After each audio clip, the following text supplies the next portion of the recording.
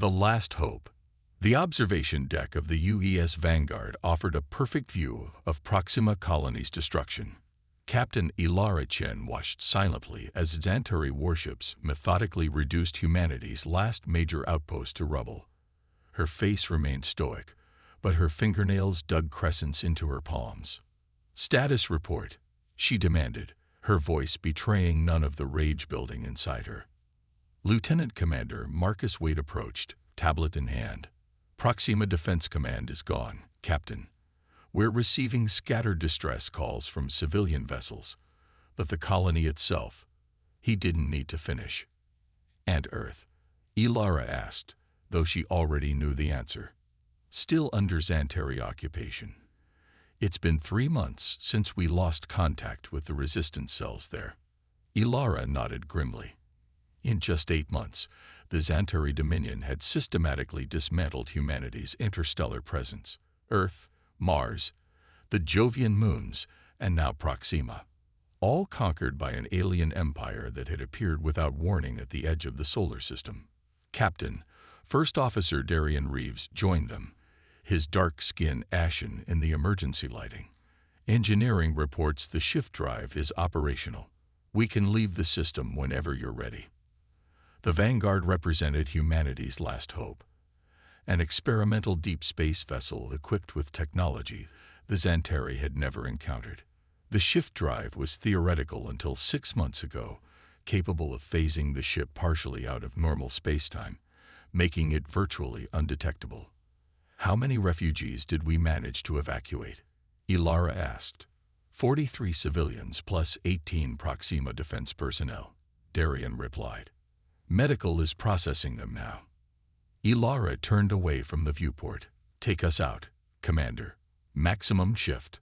Set course for the Epsilon Void." As the Vanguard's revolutionary drive engaged, the stars blurred. Proxima Colony and its destruction vanished behind them.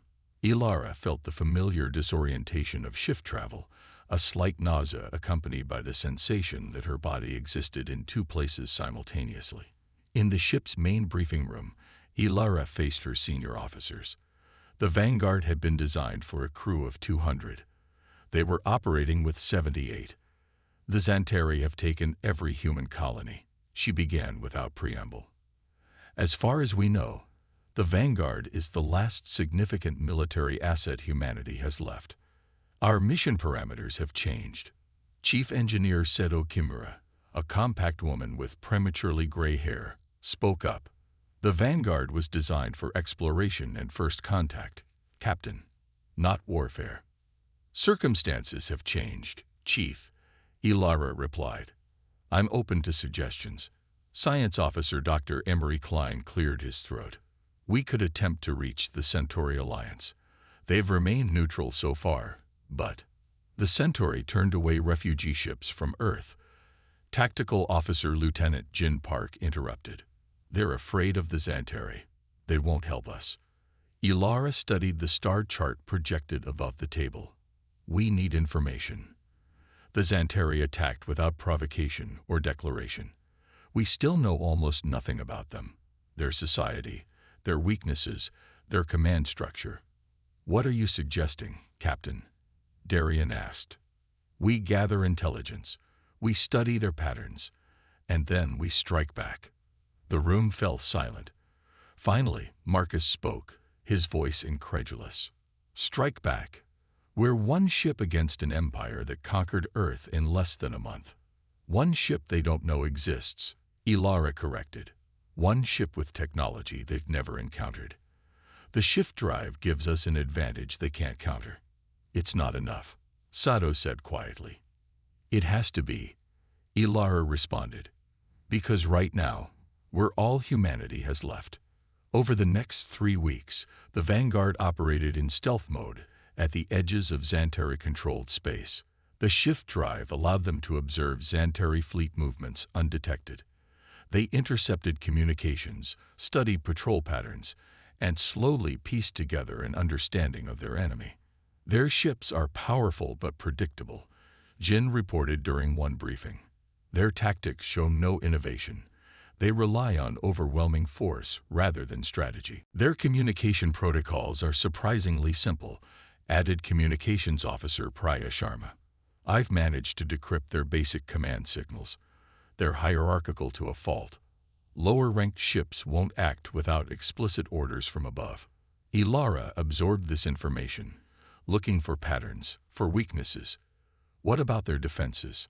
Saito pulled up technical schematics on the display.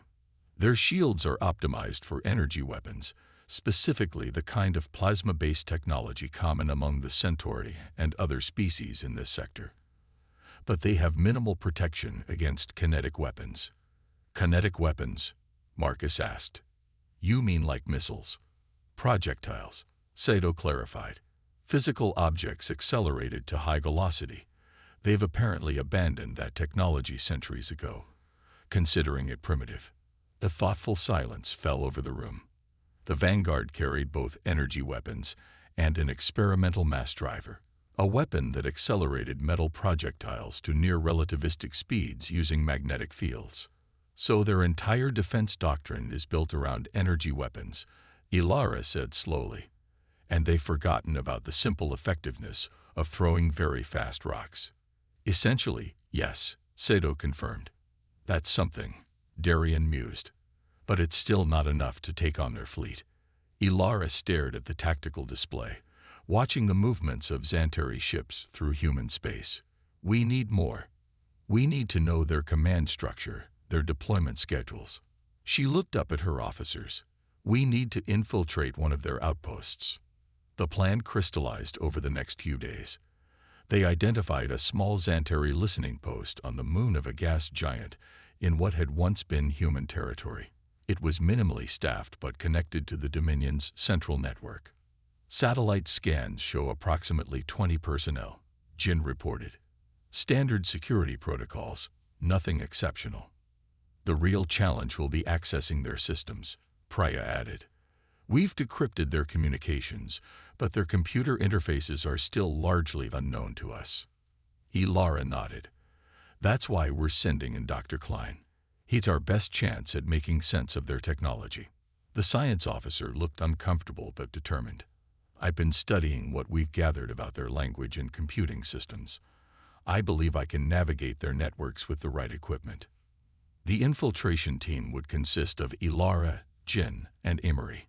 They would use a salvaged Xantari shuttle they'd recovered drifting in space after a battle, a stroke of luck that now seemed providential. This is too risky, Captain, Darien argued in private after the briefing. You shouldn't be part of the ground team. I need to see them up close, Darien, Ilara replied. I need to understand what we're facing. The night before the mission, Ilara couldn't sleep. She sat in her quarters reviewing all they had learned about the Xantari. They were humanoid but taller, with mottled gray-green skin and four-fingered hands. Their society was rigidly hierarchical, their military doctrine unchanged for centuries. They had conquered thousands of worlds, incorporating some species into their dominion while eradicating others entirely. Humanity, it seemed, had been deemed unworthy of assimilation. A soft chime announced a visitor. Enter, Ilara called. Marcus stepped inside, carrying 2 cups of coffee. He handed one to Ilara without a word. Trouble sleeping, Lieutenant Commander? She asked, accepting the cup gratefully. Just concerned about tomorrow's operation, he admitted.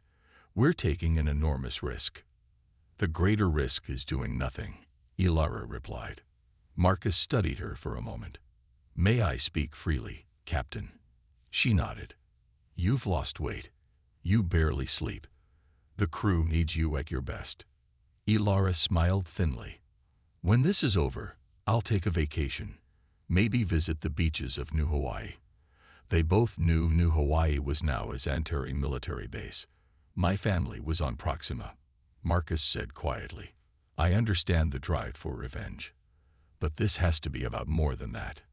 It is, Ilara assured him. This is about finding a way forward for humanity. For showing the galaxy that we won't be extinguished without a fight. The infiltration team departed at 600 hours. The stolen Xantari shuttle was cramped and alien, its controls modified by Sato to accommodate human operators. Ilara sat in the pilot's seat, going through the pre-flight checks with Jin. "Remember," she told her team, "we're maintenance technicians from Central Command. Keep your heads down, speak as little as possible." The Xantari disguises were uncomfortable, synthetic skin that approximated their alien physiology, voice modulators to replicate their resonant speech patterns. They wouldn't withstand close scrutiny, but hopefully, they wouldn't need to. The listening post grew larger in their view screen, a utilitarian structure of gunmetal gray perched on the barren lunar surface.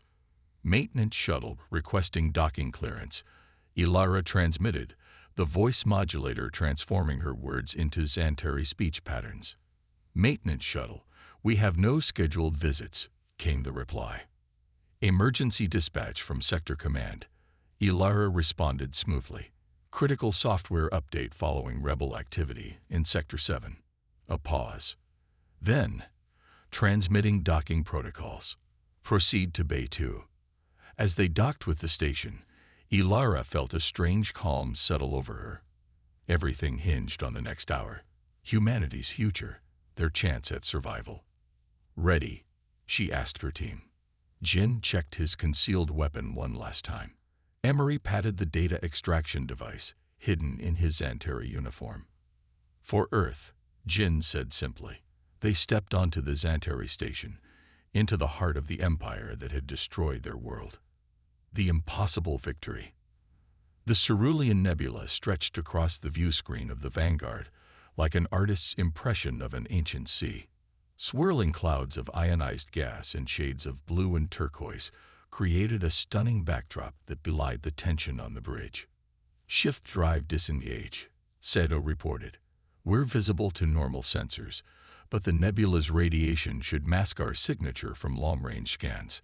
Captain Ilara Chen nodded, her eyes never leaving the tactical display. "Status of the mass driver." "Fully operational," Jin answered. "All 6 barrels charged and loaded with tungsten carbide projectiles." The infiltration of the Xantari listening post 2 weeks earlier had been a success beyond their expectations. They had not only retrieved the deployment schedule of the Xantari fleet, but discovered something far more valuable: the planned route of the Sovereign Fleet, the ceremonial armada led by High Sovereign Kaxan himself. The Sovereign Fleet represents more than just military power, Emery had explained during the planning session. It's a symbol of the Dominion's invincibility. The High Sovereign personally leads it on tours of newly conquered territories as a demonstration of Xantari might. Now the Vanguard lay in wait within the Cerulean Nebula, directly in the path the Sovereign Fleet would take en route to Earth. The plan was audacious to the point of insanity. Ambush the most powerful concentration of Xantari ships in the sector, target the command vessels, and escape before they could organize a response. "If we can eliminate the High Sovereign," Ilara had told her officers, "we create a power vacuum in their rigid hierarchy. Their entire command structure will be thrown into chaos." "Incoming transition signatures," Marcus announced, his voice tight with tension. "The Sovereign Fleet is arriving." One by one, massive Xantari warships emerged from faster-than-light travel at the edge of the nebula.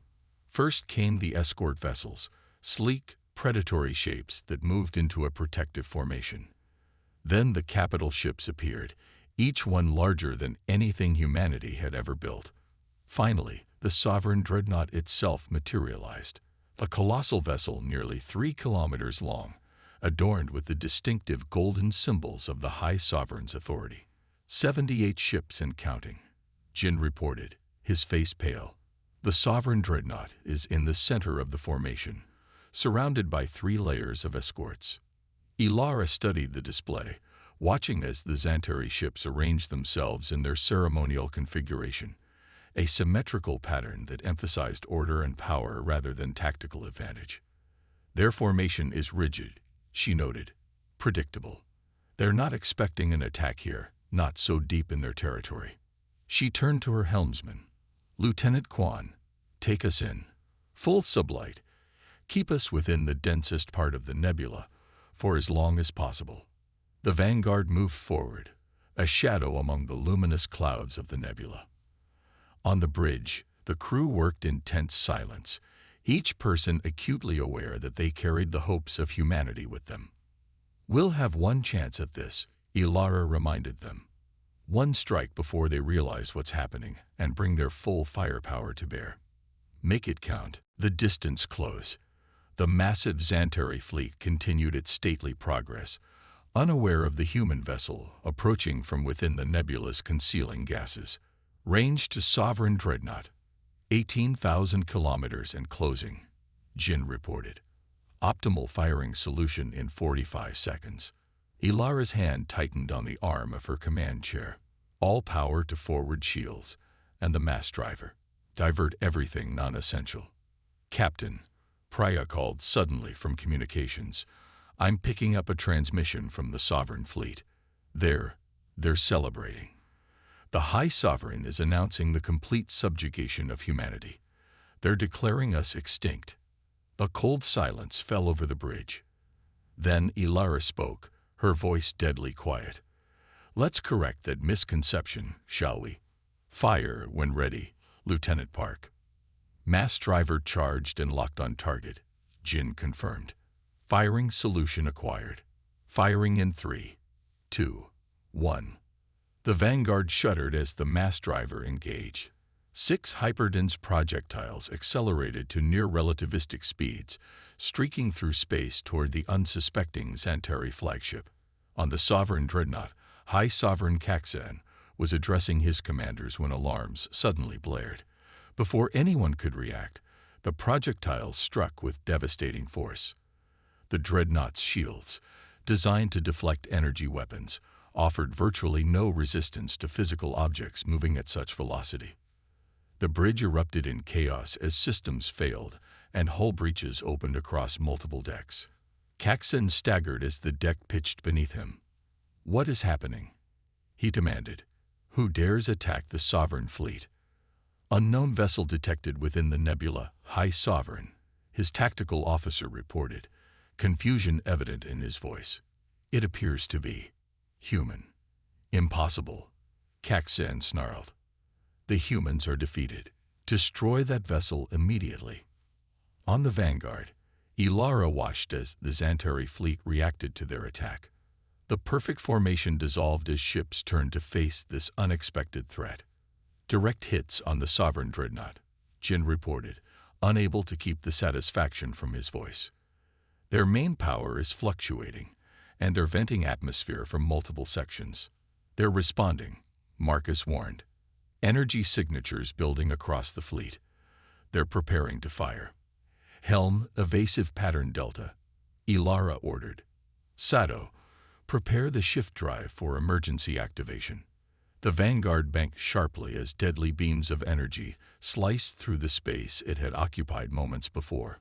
More Xantari ships were turning now, their weapons tracking the human vessel. "They're trying to box us in," Jin observed. "Classic containment pattern." "Predictable," Ilara said with grim satisfaction. "Just as we expected. Helm, position us for the second strike. Target the secondary command vessels." Lieutenant Quan's hands flew over the controls, guiding the Vanguard through a series of maneuvers that no Xantari ship could match. The human vessel darted between enemy formations, using the nebula's gas clouds for additional cover. "Mass driver recharge," Jin announced. "I have a lock on the 3 sub-command vessels." "Fire," Ilara ordered. Again, the mass driver hurled its deadly projectiles. 2 found their marks, crippling a pair of Xantari command ships. The 3rd projectile missed as its target executed an unexpected maneuver. "They're adapting," Darien warned. "Learning our attack pattern." The Vanguard rocked violently as a Xantari energy beam grazed their shields. "Shield capacity at 60%, Seto reported. That was just a glancing hit. A direct strike would overwhelm them. The tactical situation was deteriorating rapidly. More Xantari ships were coordinating their attacks, creating a web of energy beams that the Vanguard couldn't evade indefinitely. "Captain, we've done significant damage," Marcus urged. The Sovereign Dreadnought is crippled. 2 command ships disabled. We should withdraw while we still can. Ilara studied the tactical display, her mind racing. They had wounded the Sovereign fleet but not defeated it. If they fled now, the Xantari would recover, adapt their defenses against kinetic weapons, and humanity would lose its one advantage. The High Sovereign is still alive, she said quietly. As long as he lives, nothing changes. Captain, Darien objected. We can't possibly. I'm not suggesting a frontal assault. Ilara cut him off. Sato, the shift drive. Can we use it offensively? The chief engineer's eyes widened as she realized what the captain was suggesting. The emergency shift protocol is untested, Captain. The calculations would need to be precise to within a few meters. Can you do it? Sato hesitated, then nodded firmly. Yes. Give me 2 minutes. As Sato worked, the Vanguard continued its desperate evasive maneuvers. Another Xantari beam struck them, this time head-on. Shields at 30%, Marcus reported. We can't take another direct hit. Shift drive configured for precision jump, Sato announced. Coordinates locked on the Sovereign Dreadnought's command center. But Captain, this is essentially a suicide run. The energy backlash from shifting so close to another vessel could destroy us both. Ilara's expression remained resolute. What's our alternative? Flee and watch the Xantari recover. Watch humanity fade into extinction. She shook her head. Load the remaining mass driver projectiles with the antimatter warheads. A shocked silence fell over the bridge. Captain, Jin said carefully, those warheads are experimental. We have no idea what will happen if we detonate them inside the Sovereign Dreadnought after an emergency shift. Ilara finished for him. No, we don't, but I guarantee it will be spectacular. She looked around at her crew, at the men and women who had followed her on this desperate mission. I won't order any of you to stay for this. Anyone who wishes to evacuate can take the shuttle. No one moved. Very well, Ilara said, a fierce pride burning in her chest. Helm, set course directly for the Sovereign Dreadnought. Maximum speed. Mass driver, load antimatter warheads and prepare for point-blank discharge. The Vanguard turned and accelerated toward the massive Xantari flagship. Energy beams converged on them from all directions, but Lieutenant Quan's piloting kept them just ahead of destruction.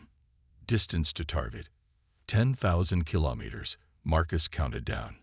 8,000. 6,000. Xantari vessels are moving to intercept, Jin warned. They'd figured out our trajectory. Shields failing, Sato reported as another hit rocked the ship. 4,000 kilometers. 2,000. 1,000. Activate shift drive now, Ilara commanded. The universe seemed to bend around them as the Vanguard executed its most dangerous maneuver yet. The ship phased partially out of normal spacetime, bypassing the physical barriers of the Xantari Dreadnought. For a split second, they existed in 2 places simultaneously, outside the Xantari vessel and within its very heart. Fire, Ilara shouted. Jin slammed his hand down on the firing control. The mass driver discharged its deadly payload directly into the command center of the Sovereign Dreadnought, even as Sato reversed the shift drive to pull them back out. The antimatter warheads detonated. The reaction was beyond anything they had predicted. The matter-antimatter annihilation created a blinding flash that overloaded their sensors. The Vanguard was hurled away by the shockwave, systems failing across the ship. Emergency power only, Sato reported, coughing as smoke filled the bridge. Shift drive is offline. Shields gone. Life support functioning on backups. Through the viewport, they watched as the Sovereign Dreadnought disappeared in a sphere of pure energy. When the light faded, nothing remained of the massive vessel except scattered debris. Throughout the Xantari fleet, panic spread. With the High Sovereign and the entire command structure eliminated in a single incomprehensible attack, the rigid hierarchy collapsed. Ships fired randomly. Some fled, others collided in their confusion. They're in chaos, Marcus said in awe. Complete disarray. Ilara leaned forward in her chair, ignoring the blood trickling from a cut on her forehead. Broadcast on all Xantari frequencies. Use their encryption codes. Freya quickly configured the communication system. Ready, Captain. Ilara took a deep breath. This is Captain Ilara Chen of the United Earth Ship Vanguard. Your High Sovereign is dead. Your command ships are destroyed. We have demonstrated what a single human vessel can do against your mightiest fleet. She paused, letting the words sink in. This is just the beginning. Humanity will not be extinguished. We will fight. We will survive. And we will reclaim what is ours. She signaled for Priya to end the transmission. Do you think they'll believe us? Darian asked. That there are more ships like the Vanguard. They don't know what to believe, Ilara replied. Their invincible leader is dead, killed by a species they thought defeated. That's all that matters right now. She turned to Sato. How long until we can get the shift drive back online? Hours at least, the engineer replied. Possibly days. Ilara nodded, unsurprised. Reroute all available power to sublight engines and get us into the nebula. We'll hide there while we make repairs. As the crippled Vanguard limped toward the concealing gases of the Cerulean Nebula, Ilara looked back at the scattered remains of the Xantari sovereign fleet. A single ship had accomplished what should have been impossible, dealt a devastating blow to an empire that spanned thousands of worlds. This isn't a victory, she told Darian quietly. Not yet, but it's a beginning. Throughout occupied human space, the news spread like wildfire. Despite Xantari efforts to suppress it, the story could not be contained. A human ship had destroyed the sovereign dreadnought, killed the High Sovereign, and vanished. On Earth and the colonies, people who had lived under Xantari oppression looked to the stars with new hope. The resistance had begun.